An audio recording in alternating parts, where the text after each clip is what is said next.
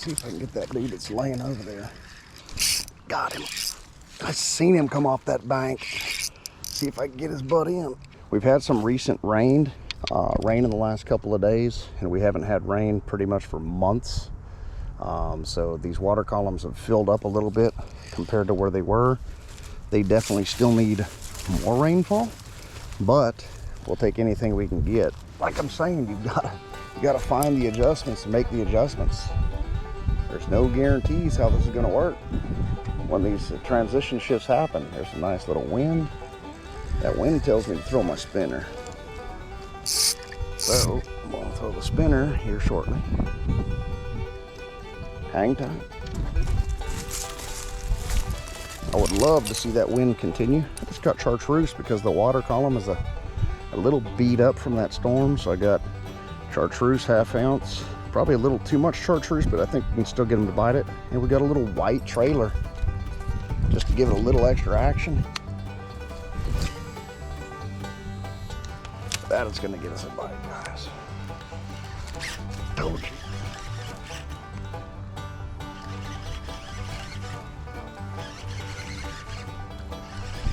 It's a little guy. I knew he was going to get his bit. I got a terrible hook set there. I had a little too much slack in my line. But we're able to pull a little 3/4 of a pound out of there. Beautiful hook set on him. Just barely got you, didn't I, bud? Good thing I kept that tension on you because you had a nice little hole there. Ripped that lip just a tad. My apologies, sir. Yeah, might be pushing a pound if we're lucky, just because he is a little chunky gut. Thank you, sir. Appreciate that bite. You gonna go out? All right. Want to take the long way around. A lot of new grass coming in and a lot of old grass still breaking apart, so weighted action is going to be tough, but we're going to throw this Ned. We're going to try something here, see if we can get bit on this Ned, and if we're not getting bit on him, we're either going to change the color or we're going to change the size of it, because I think that has something to do with why they're not biting it. I think they'll eat. I think it has to do with what's on that Ned hook. I think they want something smaller and potentially a different color. Just thoughts. What I'm going to do first is I'm going to throw this guy a few more times to try to prove my theory, my thought process, and try to learn. A lot of turtle life coming up. That's getting bit. It's a decent fish. He's a jumper. He's a jumper and a thumper. Okay, well, I don't have to prove my theory yet. Yet, I say. He's not a big gun, but he did enjoy. Whoa, bud. Calm down, would you? He did enjoy the Ned. Got him hooked right up in there in the top. Went deep in there, guy. You were definitely not coming off. That hook was in there tight. A little 1/2, 3/4 pound. Nothing monstrous, but he sure is a handsome little guy. Thank you, sir. Appreciate that bite. He didn't tear the bait up at all, which is nice. And like I tell you, with that Elastec, sometimes you can throw this thing for a month. Well, if you don't catch any fish, you can probably throw it a whole lot longer than that. But sometimes you can throw these things for a month on the same bait. That Elastec, it's called Elastec technology. I'll show you the next time I bring it in. He might have just been a lonely dude out there by himself, not trying to tear the bait apart, but check it out. These things will stretch and stretch and stretch again. Sometimes you want to stretch them out before you go and send them. Why? It's going to look like it's been in the water column a little bit. It's going to look like it didn't just come out of a Chinese factory. It's going to look like something the bass actually see in the water versus something they say, yeah, right, get that crap out of here.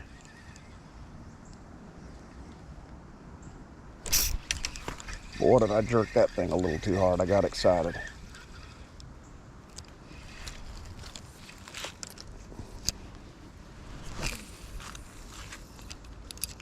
Got to watch for that log right there that I see in the water. Other than that, we should be all right.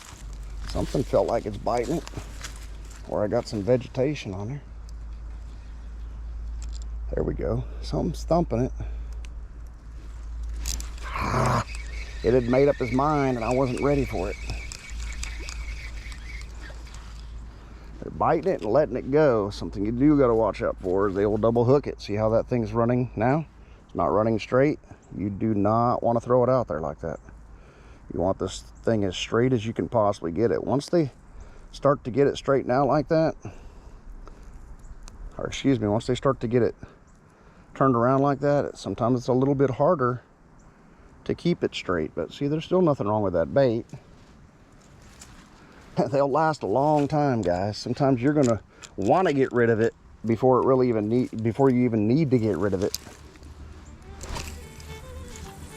Just you feel like changing the bait out, almost like you get in a habit with other baits, changing them fairly quickly, and you feel like you're gonna have to with this as well. You don't.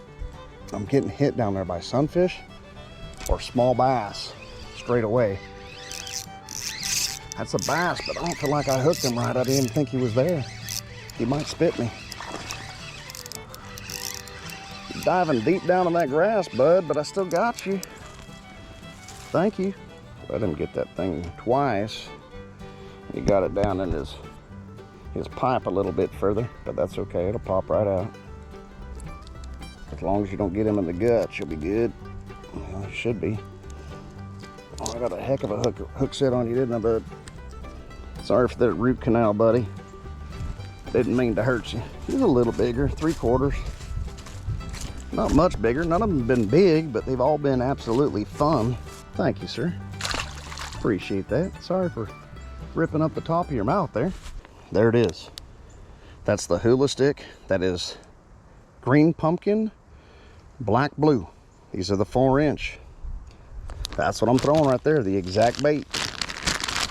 I don't have the package. I just pulled this out of my terminal tackle box. But it's not the very smallest shroom head. Actually, this ain't even the shroom head. This is a different type.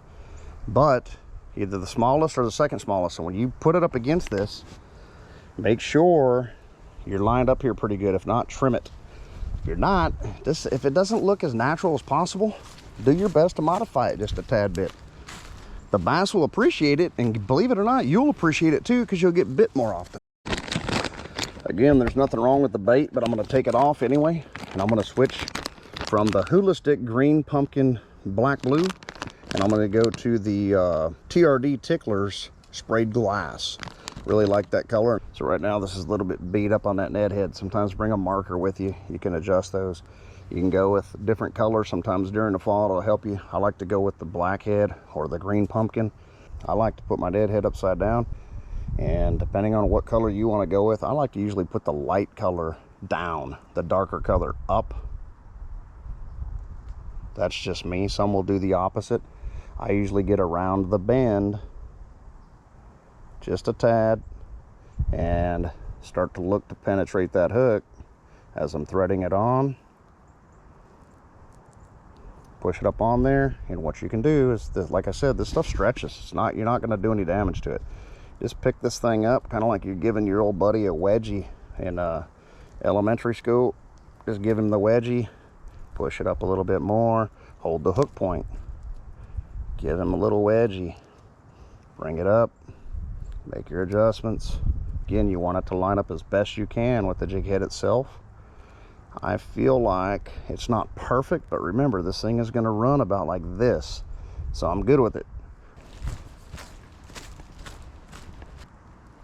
Cameras are getting a little hot. Should be the last day I have to deal with the cameras getting hot at all. Once that cool temp comes through here, I don't think it'll be a problem whatsoever, which is going to be nice. All right, sprayed glass, guys. Little bit different. Still on the Ned head. Little different color. Little different as far as length. Sometimes that might increase your bite. Sometimes it might deter the fish from looking at it. Sometimes, who knows? Look at this guy. He's coming over to say hello to us. Little water snake coming to say hi. Let's see. I think he noticed me already. See if he's into me, hates me, likes me. See what he's over here for. Thinking he's looking for food. Very cool guy, man. Very cool colors. Now he's diving down in there. He's gonna go on a manhunt. Just not this man. He's gonna go for a fish, maybe. Some people get freaked out when they see those water snakes. They're not gonna do anything to you. The snakes you need to worry about are the snakes that are usually something you're gonna step on, or something that's curled up over there, things like that. Or if they have that big old looking head that comes up about like that, those are the ones you need to worry about. These little dudes, like, he's coming back around, but it's for nothing other than just him being curious. That's all he's doing. Just a checkered water snake, I believe is what they call it. Pretty cool looking guy. Very curious.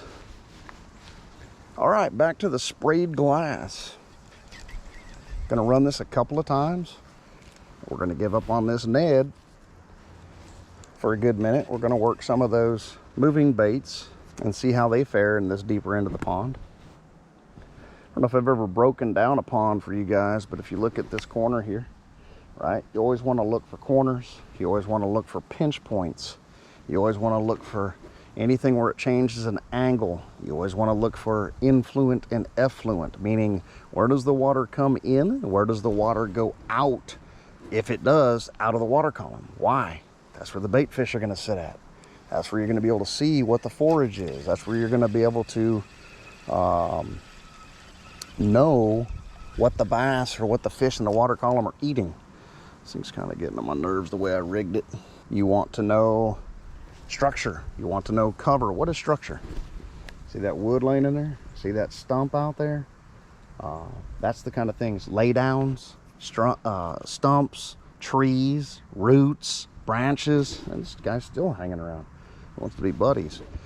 Those are structure. Rocks, things of that nature. What is cover? A lot of this vegetation, whether it's pre-emergent or post-emergent, meaning is it growing under the water column or above the water column or both? A lot of that, lily pads, this grass,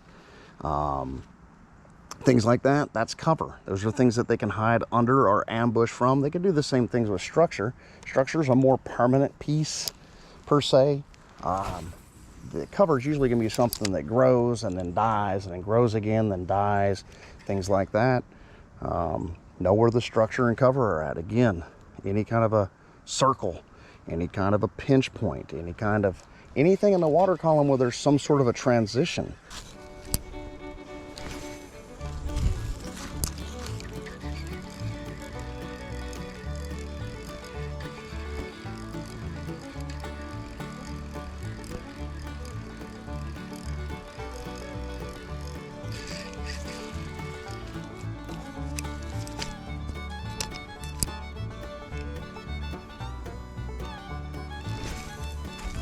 See if I can get that dude that's laying over there.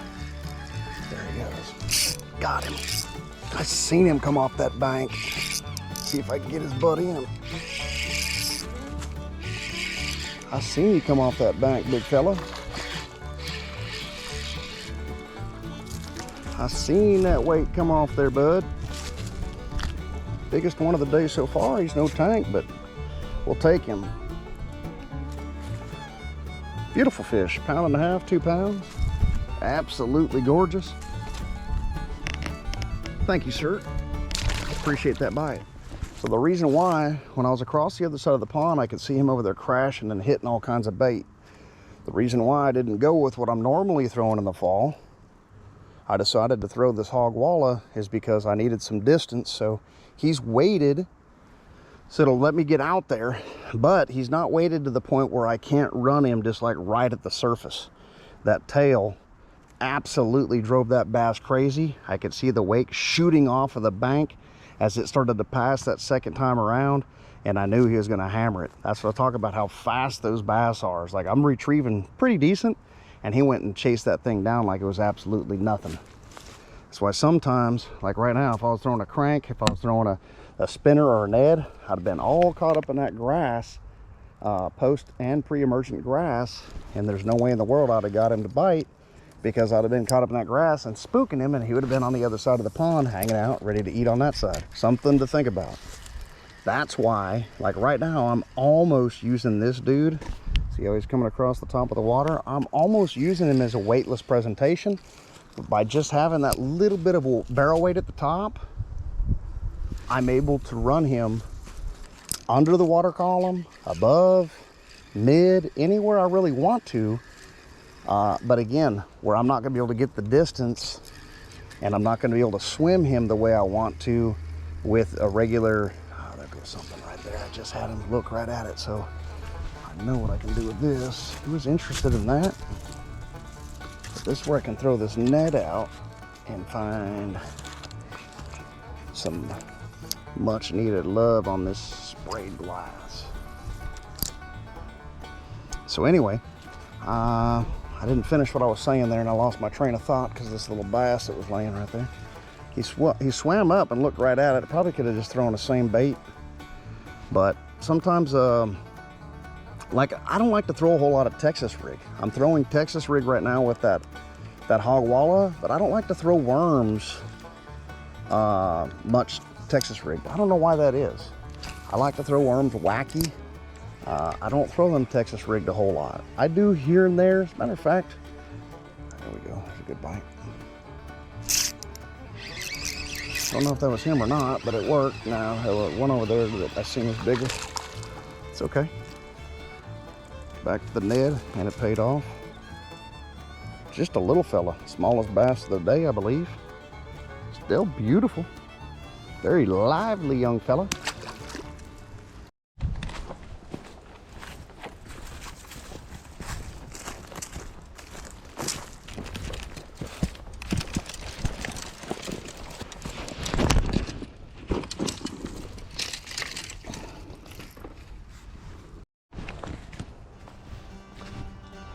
So I was coming up, seen a big mud stir. It's a big girl laying right up here tight. They are sitting up pretty tight. That's where I just picked that last one off with the hog walla. It was sitting up tight on the bank as well. Let's see if we can get lucky and pin one up again. It might be sitting up there tight.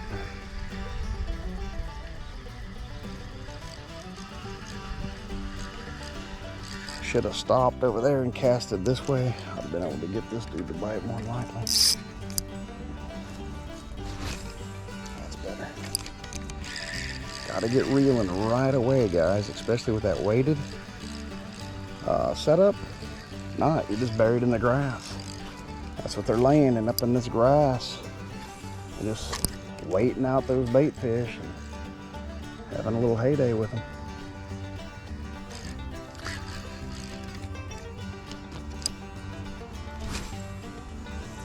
Gonna bomb that one out a little bit. There's one. Bigger fish. Not huge, a little bigger.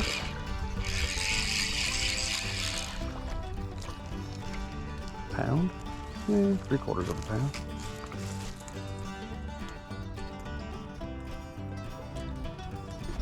Chow down on that bad boy. Come on, bud. I'm putting you back in the water. You're not getting away that easy. Or are you? Yeah, go ahead. Take off. Go ahead. You want to do it on your own, go ahead. Now you're going to make the old man bend down. For all that energy, now you're right next to the water and you want a little help. You want some help? There you go. Now you're in the water.